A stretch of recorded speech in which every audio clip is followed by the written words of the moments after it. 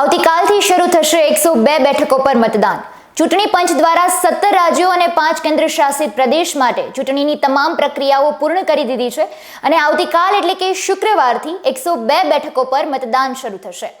બુધવારથી પ્રચાર પણ પૂર્ણ કરી દેવાયો હતો, જેથી તમામ પાર્ટીએ પણ પ્રચાર માટે એડી ચોટીનું જોર લગાવી દીધું હતું. ચૂંટણીમાં પણ કોઈ પણ પ્રકારે વ્યવસ્થામાં ગડબડ ન સર્જાય તે માટે ચૂંટણી પંચે પણ તમામ તૈયારીઓ સંપૂર્ણ રીતે પૂર્ણ કરી દીધી છે. પોલીસ બંદોબસ્ત પણ ગોઠવાઈ ગયો છે અને દરેક જિલ્લાની જો વાત કરવામાં આવે તો દરેક જિલ્લામાં પણ કંટ્રોલ રૂમની સ્થાપના કરવામાં આવી છે.